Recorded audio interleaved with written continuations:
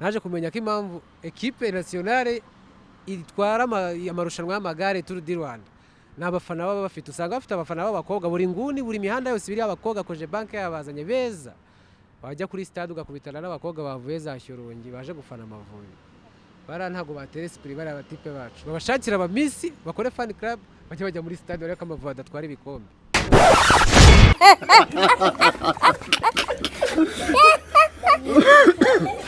Nitwa Ndarutse Merci cyangwa se Fari Merci, nkaba ndi umusizi umunyarwenya w'umuhanzi uririmba indirimbo z'urwenya mu Rwanda. Ngiye kumva mu misango rero numva batangiye kuvuga ngo rero murabizi ko abakobwa b'iwacu mu Migina ari imfura mu mico. Nari nicaye navuga ko Migina bavuga ni ya Kigali. Ngiye kubara papa w'umuhungu nabati rwose turabizi niyo mpamvu twaje gusaba muri uyu muryango wanyu, natwe rero abasore b'imageragere. Hano modo wanjye mu Rwanda ni Rutura, ko niwe wanzanye muri game, uko muri iyi game nta mikino. Iryo jambo nyandumva mu ndirimbo za hip hop, remo mujya kugira ngo hip hop yarancanze. Muri iyi game nta mikino, na game ubwa yari indi mikino. Game no mukino, muri iyi mikino nta mukino guteze.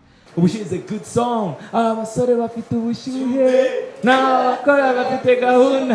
Now let me be honest with you. Ako Rutura niwe wanzamuye, n'ubu ngubu niwe ukimfasha kuzamuka. Niwe mfata nk'ikitegererezo kuko urumva ari mu bantu nzi comedy tunze. Ariko nkanjye kubera ko nkibi wacu ntago ndiyemeza rwose, nge mba numva itantunze. Hari ahantu narumva ibitaramo bya comedy, sinzi nimba abantu babo badaseka, ariko nuko comedy irimo iragenda ikora. Za Gisagara, za Nyamagabe, warumva umuntu igitaramo cya comedy muri Nyamagabe. Hari umuntu ushobora gukora comedy kundusha, ariko uri hejuru yanjye we sinzi kahari, kubera ko icyo nemera cyo nta muntu umeze nkanjye ubaho mana. Merci rwiyemezamirimo ugemura imbeba muri kaminuza y'u Rwanda yatanze ikibazo katarishyurwa. Iki kibazo rero twabajije uhagarariye kaminuza y'u Rwanda, inkuru irambuye na runaka. Ntawe niyo mpamvu kumbwira ngo harundi uri hejuru ashobora kuzaga kubita umufana kundusha, ndabyemera, akanasetsa abantu kundusha, ariko nyine ngende mba numva nta wundi muntu ndenze, nanjye nta muntu ndenze, ndabyemera. Nta muntu nkora comedy kurusha ubaho, ariko nanjye nta muntu, ntago nemera ko hari umuntu ndusha gukora comedy, ariko nanjye ntawe ndusha. Ariko aba twazamukanye bari talented cyane, benshi cyane, benshi, bamwe bamaze no kugera ku rwego rwiza, ba Patrick, ba Zaba, bazamukanye n'abantu benshi, turagahisha ni benshi bya hatari. Zubi comedy bari mu kazi kose, urabona Miss Murenge n'iki, hari Zubi, hari Yola comedy, bari bose ni promotion yanjye muri comedy. Sha nta muntu ukora ibintu bibi w'Ikanombe, ni Melody, ni Merci, urumva ukuntu twanajyanishije ibintu. Ni na Minadev nako ni ikigo cya gisirikare.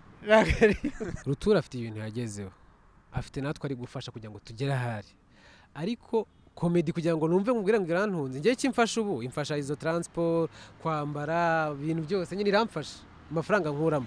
Ariko ntabwo irangeza kuri rwa rwego mvuga ngo Merci ngiye kugenda nubaka inzu cyangwa nkodesha inzu, urumva nitware, nibyo mvuga nyine, aho ngaho niko mvuga. Ariko ahandi hose iramfasha cyane. Ariko urumva Rutura we impamvu nawe yadusaguriye imbaraga zo kudufasha nuko afite ibindi bintu byinshi afite twe tudafite, bidufasha nyine, kuko urumva umuntu ntabwo yatanga ikintu adafite, afite ubwo bushobozi bwo kuba yadufasha.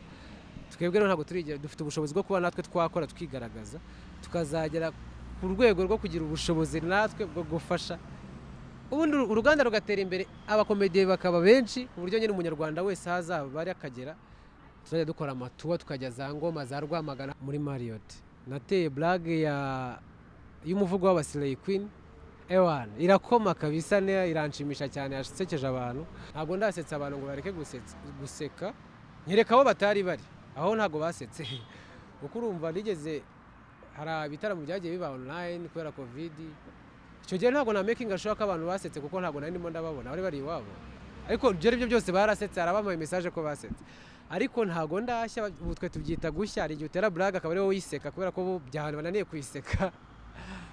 Ngewe nagize umugisha n'amahirwe, aho ngeze aha ntabwo birambaho. Wenda hari igihe level imanukaho gato uko nsanzwe mbikora, ariko ntabwo baba basetse nabo.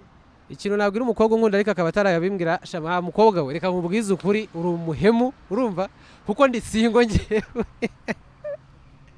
Ibintu biba bibabaje kumva ko waba uri aho ngaho unkunda ngewe nkaba ndahangaha nirirwa ngenda nzerera, nako ntabwo nzerera ngewe, ntawe satani niwe uzerera mu isi, bibira ni kuvuga ntembera, urumva, ukaba uri aho ngaho uzi ngo urankunda, ukaba utarahanyandikira ngo nze basi mbe mfashe igikari mu gihe tutarafata irembo ry'iwanyu, ngo mbe mfashe agace kamwe ko mu gikari, basi nzajya nciye mu gikari tuzafata irembo nyuma. Sha wa mukobwa rwose gira ubimbwira hakiri kare.